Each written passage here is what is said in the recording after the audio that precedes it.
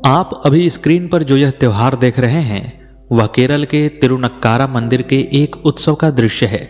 केरल का यह तिरुनक्कारा मंदिर भगवान शिव को समर्पित एक मंदिर है जिसे कि केरल के 108 महादेव देवालयों में से एक माना जाता है। यह मंदिर अपनी प्राचीनता और अपने इतिहास के लिए पूरे दुनिया में विख्यात है। आपको यह जानकर आश्चर्य होगा कि वहीं केरल, जो आज केरला स्टोरी जैसी कहानियां और हिंदू धर्म के बदलते स्वरूप के चलते प्रसिद्ध हो रहा है, वह कभी भगवान अगस्त्य की कर्म भूमि रहा था। वहां पर हिंदुओं के बहुत प्राचीन मंदिर आज भी विद्यमान हैं और कभी यह स्थान हिंदू धर्म के लिए स्वर्ग जैसा था।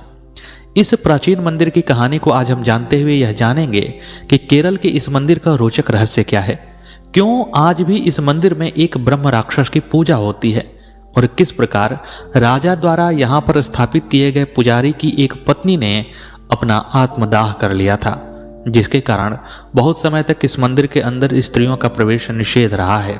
तिरुनक्कारा मंदिर के स्थापित होने की यह रोचक और रहस्यमय कहानी कई प्राचीन मलयाली ग्रंथों में प्राप्त होती है। यहाँ पर हम जिस कहानी को प्रस्तुत करने जा रहे हैं वह मलयाली ग्रंथ ऐतिह्यमाला से संकलित किया गया है। तो आइए आप हमारे चैनल को सब्सक्राइब करके इस वीडियो को लाइक कीजिए और अन्य लोगों के साथ इसे शेयर कीजिए और मैं आपको इस रोचक कहानी से रूबरू कराता हूँ। अब आइए प्रारंभ करते हैं। प्राचीन काल की बात है। केरल के कोट्टयम प्रांत के आसपास तेक्कुमकूर नामक एक राजा हुए जो नियमित रूप से त्रिशी व पेरूर वडक्कुम नाथम देवालय में तिंगल पूजा करने जाया करते थे। त्रिशी व पेरूर वडक्कुम नाथम देवालय भगवान शिव का एक प्राचीन मंदिर था जहां पर राजा तिंगल पूजा करने जाते, जो कि कोट्टयम से थोड़ी दूरी पर था। तिंगल पूजा वह पूजा होती है जो हर महीने में एक बार करनी आवश्यक होती है। ऐसे में राजा उस मंदिर में 6 बार जाते साल में, क्योंकि जब वे महीने के अंत में जाते तो उस महीने की भी पूजा कर लेते और रात भर रुकने के बाद जैसे ही नया महीना प्रारंभ होता तो उस नए महीने की भी पूजा कर लेते।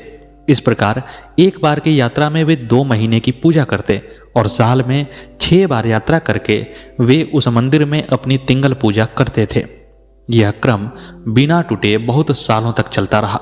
बरसों बरस तिंगल पूजा करते करते उनकी उम्र ढलने लगी। वे वृद्धावस्था को प्राप्त होने लगे और इसके साथ ही उनके शरीर को रोग ने भी ग्रसित कर लिया। इसके कारण उन्हें अब देवालय आने में थोड़ी कठिनाई होने लगी। फिर भी वे अपना यथासंभव प्रयास करते कि तिंगल पूजा में कोई व्यवधान ना पड़े और वे बिना रुके इस यात्रा को संपन्न करते। धीरे धीरे स्थिति और बिगड़ने लगी। एक बार महीने के अंतिम दिवस जब ये राजा नियमानुसार अपने परिवार के समेत त्रिशी व पेरूर आ पहुंचे, तब तक वे बहुत वृद्ध हो चुके थे और बड़ी मुश्किल से उन्होंने किसी तरह स्नान आदि पूरा करके दूसरों की मदद से वडक्कुम नाथम मंदिर के सामने हाथ जोड़कर प्रार्थना की कि हे भक्तवत्सल भगवान, मेरा यह नियम टूटने से पहले मुझे यहाँ से उठा लो और अपने चरणों में, अपने पदारविंदों में स्थान दो। मैं तिंगल पूजा न कर सकूं तो मैं जीवित नहीं रहना चाहता हूं और अब मैं इतना अशक्त हो गया हूं कि मेरे लिए यह यात्रा कर पाना संभव नहीं रह गया है। इसीलिए जितनी जल्दी हो सके मुझे अपने पास बुला लो। उसके बाद वे रात का भोजन समाप्त करके सोने के लिए चले गए। जब राजा रात में सो रहे थे तो उन्हें लगा कि कोई उनके निकट आकर इस प्रकार बोल रहा है कि अब मेरे दर्शन करने के लिए यहाँ आने का कष्ट उठाने की कोई जरूरत नहीं है। मैं ही नक्कारा की पहाड़ी पर आ जाऊंगा। नक्कारा की पहाड़ी राजा के महल से सटे हुए थी। फिर उस आवाज ने कहा कि मेरे आगे वृषभ होगा और पीछे सफेद चेत्ती का एक पौधा। राजा की आंखें खुल गईं। उन्होंने आंखें खोलकर देखा तो वहां कोई नहीं था। राजा ने मन ही मन यह मान लिया कि यह भगवान शिव ही थे जो उन्हें इस प्रकार का आदेश दे रहे थे। ऐसा सोचकर राजा ने भगवान शिव को प्रणाम किया और फिर शयन करने लगे। अगले दिन देवदर्शन और भोजन करने के बाद राजा त्रिशी व पेरूर से वापस चल पड़े। जब भी राजा तिंगल पूजा के लिए त्रिशी व पेरूर जाते तो लौटते समय वैक्कम में वे एक और शिव मंदिर में पूजा अर्चना करते थे। इस बार भी जब वे लौट रहे थे तो वे वैक्कम के उस शिव मंदिर में गए। जब वे देवालय में दाखिल हुए तो उन्हें वहां एक ब्राह्मण दिखाई दिया जिसकी दाढ़ी, मूछें और सिर के बाल खूब बढ़े हुए थे। शरीर पर भस्म लगा हुआ था और गले में रुद्राक्ष की माला थी। राजा ने वहां मौजूद लोगों से पूछकर पता लगाया कि यह ब्राह्मण कौन है। तब उन लोगों ने बताया कि ये एक नंबूरी ब्राह्मण है जिनका घराना वैकम में ही है और उसका नाम परे परम्बू है। इसकी गरीबी बहुत ही अधिक हो गई और जब यह अपनी गरीबी से असहाय हो गया तो यह अपना घर छोड़कर वैकम के देव के मंदिर में आराधना करने चला आया। अभी इसने 2 ही दिन पहले अपनी पूजा अर्चना समाप्त की है और अब ध्यान लगाकर बैठा हुआ है। इसे कोई भी पैसा नहीं मिलता है, इसकी कोई भी नित्य वृत्ति नहीं है, आमदनी नहीं है और इसके घर में 3-4 बेटियां शादी के लिए तैयार हैं, पर इनके पास कोई धन नहीं होने से वे सभी अविवाहित हैं। जब राजा ने ब्राह्मण की यह दुख भरी कहानी सुनी तो उसने ब्राह्मण को अपने पास बुलाया और कहा, हे ब्राह्मण देवता, यदि आप मेरे साथ चलें तो मैं आपकी 1-2 बेटियों के विवाह का बंदोबस्त करके दे सकता हूं और आप हमारे यहां चलकर भगवान की पूजा अर्चना कीजिएगा। राजा का यह प्रस्ताव सुनकर नंबूरी अत्यंत प्रसन्न हुआ और बोला, जैसी आपकी इच्छा। और इसके बाद जब राजा भगवान शिव के दर्शन करके लौटे तो उनके साथ वह नंबूरी ब्राह्मण भी उनके यहां चल पड़ा। चूंकि तिक्कू मकूर एक राजा थे, उन पर राज्य के संचालन का कार्यभार था, इसीलिए जब वे नंबूरी को लेकर अपने राज्य में आए तो उन्होंने नंबूरी को अपने राज्य से 1 कोस दूर स्थित एक देवालय जिसका नाम तलियल था वहां पर पुजारी नियुक्त कर दिया और नंबूरी वहां पर रहकर पूजा अर्चना करने लगा। जब ये नंबूरी तलियल में रह रहे थे तो एक दिन वे राजा को सूचित करके तिरुनक्कारा स्वामियार के मठ को चल पड़े। उन्होंने ऐसा यही सोचकर किया कि यदि स्वामियार से मिलकर उनसे अपनी स्थिति के बारे में बताऊं तो वे शायद मेरी कुछ मदद कर सकेंगे, क्योंकि राजा ने 2 बेटियों के विवाह की जिम्मेदारी तो ले ली थी, लेकिन अभी 2 बेटियों का विवाह करना बाकी था। और नंबूरी ने सोचा कि यदि मठ इसमें मेरी सहायता करता है तो मैं आसानी से अपनी पुत्रियों का विवाह कर लूंगा। मठ में पहुंचकर पेरप्परम्बु नंबूरी ने स्वामियार से अपने कष्टों की कथा सुनाई। चूंकि उस समय चौमासा शुरू हो चुका था तो स्वामियार ने उनसे अनुरोध किया कि बारिश का मौसम समाप्त होने तक वे नंबूरी मठ में ही रुकें और उसके बाद उन्होंने आश्वासन भी दिया कि मैं आपकी कुछ मदद करूंगा। इसीलिए पेरे परम्बु नंबूरी वहीं पर रुक गए। कहते हैं कि आज जिस प्रदेश में तिरुनक्कारा का देवालय है वह उन दिनों घना जंगल था। उसे नक्कारा कन्नू या नक्कारा की पहाड़ी कहा जाता था। वहां देव सानिध्य और देवालय बन जाने के बाद ही नक्कारा पर्वत तिरुनक्कारा बना। मलयालम में तिरु का मतलब होता है श्री, यानी कि देवता से युक्त। स्वयं नक्कारा भी मूल शब्द नलक्करा का संक्षिप्त रूप है। स्वामियार के नौकर उस पहाड़ी की जमीन पर सूरन, अरबी आदि कंद मूलों की कृषि करते थे।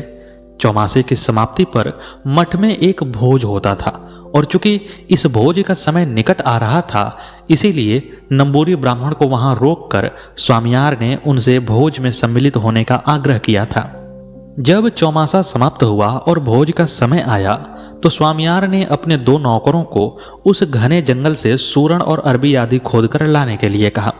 जब वे 2 नौकर हाथ में खुरपी लेकर सूरन आदि निकालने के लिए गए और खुरपी से जमीन पर आघात किया तो वे यह देखकर भयभीत हो गए कि जमीन से खून निकल रहा है। वे डर गए और भागते भागते मठ में लौट कर आए। मठ में आकर उन्होंने स्वामियार को सभी बातें बता दी। तब स्वामियार तुरंत ही उस जगह पर पहुंचे। उनके साथ वह नंबूरी ब्राह्मण भी था। वहां पर जब सावधानी पूर्वक मिट्टी हटाकर देखी गई तो उन्हें एक शिवलिंग उगा हुआ मिला। चूंकि वहां पर भगवान शिव स्वयं से प्रकट हुए थे इसलिए वह स्वयंभू शिवलिंग कहे गए। और ऐसा नियम है कि यदि कोई शिवलिंग तुरंत प्रकट होता है, स्वयंभू होता है, तो तुरंत ही उसकी पूजा अर्चना की जाती है। ऐसा नहीं करने पर वह अंतर्ध्यान हो जाता है और उस पूरे क्षेत्र में भयंकर महामारी आ सकती है। चूंकि वह शिवलिंग स्वामियार के मठ में निकला था, उनकी जमीन पर निकला था, इसीलिए अब वे वहां पर पुरोहिती नहीं कर सकते थे। वे यजमान हो गए थे, लेकिन पूजा करना आवश्यक था। तब स्वामियार ने अपने मठ में आए हुए उस नंबूरी ब्राह्मण से कहा कि आप ही पुरोहित बनिए और आप ही इस शिवलिंग की पूजा अर्चना कीजिए। नंबूरी ब्राह्मण ने पहली बार उस मठ के नैवेद्य से भगवान शिवलिंग की पूजा अर्चना की और वे पूजा करने लगे। इसके बाद स्वामियार ने इन सब का विवरण पत्र में लिखकर उस पत्र को टेक्कू मकूर राजा को भिजवा दिया। पत्र मिलने पर राजा समझ गए कि जो उन्हें त्रिशी व पेरूर में स्वप्न मिला था वह आज घटित हो गया है। वे अत्यंत प्रसन्न हुए और तुरंत ही नक्कारा की पहाड़ी की तरफ चल पड़े। वहां पहुंचकर राजा ने देखा कि शिवलिंग के आगे एक वृषभ है और उससे कुछ उत्तर दिशा में एक सफेद पुष्प वाली चेत्ती का पौधा भी उगा हुआ है। अब राजा को पूरा विश्वास हो गया कि स्वयं त्रिशी व पेरूर वड़क्कुमनाथम ही यहाँ पर प्रकट हुए हैं। राजा ने अपनी तिंगल पूजा अब वहां न जाकर के अपने घर के नजदीक ही करनी प्रारंभ कर दी। उसके बाद तिक्कुमकुर राजा ने वहां 4 गोपुरों वाले अनेक मंजिलों और नाट्यशालाओं तथा पाकशालाओं से परिपूर्ण एक विशाल देवालय बनवा दिया तथा नित्यदान, हर महीने के लिए एक प्रमुख दिवस, घोष यात्रा का दिवस, उत्सव का दिवस आदि निश्चित कर दिए और इन सब के लिए आवश्यक धन वस्तुओं, देवस्वम आदि का भी इंतजाम कर दिया। तदनुसार मंदिर में नित्य 5 बार पूजा, 3 शिवेली, नवकम, पंचगव्यम आदि होने लगे और हर साल तुला, मीन, मिथुन इन 3 महीनों में उत्सव भी आयोजित किया जाने लगा। एक महादेवालय में जो सब गतिविधियां होनी चाहिए उन सब की व्यवस्था उस राजा ने यहां भी कर दी। इस कारण से तिरुनक्कारा का वह देवालय कुछ ही समय में अत्यंत प्रसिद्ध और लोकप्रिय हो गया। राजा ने उस देवालय के मुख्य पुजारी के रूप में पेरप्परम्बु के नंबूतिरी को ही नियुक्त भी कर दिया और चंगशेरी और पुण्यशेरी इन 2 घरानों के वरिष्ठ व्यक्तियों को देव के परिचारक के रूप में नियुक्त किया। फिर स्वामियार मठ के जिन 2 भृत्यों ने शिवलिंग की खोज की थी उनके परिवार को राजा ने क्रमशः देवालय के दीपों की व्यवस्था करने और मंदिर की पाकशाला में चावल पहुंचाने का काम सौंप दिया। कोट्टयम शहर के मध्य में स्थित यह मंदिर केरल की पारंपरिक स्थापत्य शैली में बनाया गया है। मंदिर के पहले प्रवेश द्वार में भगवान गणपति का एक छोटा मंदिर शामिल है जिसे कि हाल ही में बनवाया गया था। प्रवेश द्वार पार करने के बाद हम मंदिर की पवित्र सीढ़ियों की ओर जाने वाला एक बड़ा मैदान देख सकते हैं। सीढ़ियों पर एक बरगद का पेड़ है जिसे भक्तों द्वारा पवित्र माना जाता है। गुरुवयूर मंदिर की तरह मुख्य प्रवेश द्वार से ही मुख्य देवता की मूर्ति स्पष्ट रूप से देखी जा सकती है। पूरे मंदिर परिसर में लगभग 4 एकड़ भूमि है जो कई पेड़ों और पौधों से समृद्ध है। केरल के सबसे बड़े कुटंबल में से एक यह मंदिर दक्षिण पूर्व कोने में स्थित है। मंदिर में विभिन्न स्थानों पर विभिन्न उपदेवताओं के मंदिर हैं। दक्षिण पूर्व प्रवेश द्वार में भगवान अयप्पा और गणेश जी का मंदिर है। नागा प्रतिष्ठाएं भी इन तीर्थस्थलों के निकट हैं। उत्तर पश्चिम भाग में चेती का फूल है जो आमतौर पर केरल भर के कई हिंदू मंदिरों में देखा जाता है। पूर्वी खंड में भगवान सुब्रमण्यम और मां दुर्गा के मंदिर शामिल हैं और उत्तर पूर्व खंड में ब्रह्म राक्षस की स्थापना है जिसकी कहानी हम आगे आने वाले खंड में जानेंगे। मुख्य मंदिर 2 मंजिला चौकोर आकार का श्री कोविल मंदिर है जो कि बहुत आकर्षक है और यह सुनहरे पंख से सुशोभित है। श्री कोविल में 3 अलग अलग कमरे शामिल हैं। एक पश्चिम में गर्भगृह है जिसमें शिवलिंग की मूर्ति स्थापित है। इसके बगल में पंचलोहा से बनी पार्वती देवी की एक मूर्ति भी स्थापित है। इस परिसर में शिव और दशावतार की कहानियों को दर्शाने वाले कई भित्ति चित्र हैं।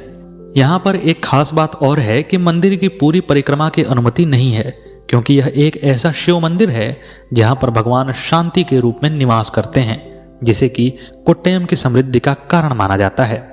थिरुनक्कारा अराट्टू उत्सवम केरल के महत्वपूर्ण मंदिर त्योहारों में से एक है जो मीनम महीने में थिरुनक्कारा महादेव मंदिर में मनाया जाता है। यह 10 दिनों तक चलता है और इसकी विशेषता एक जुलूस में सुसज्जित हाथियों का चलना है। मुख्यतः यह मार्च या अप्रैल महीने में मनाया जाता है। इस साल यानी कि 2024 में यह 23 मार्च से प्रारंभ होने वाला है।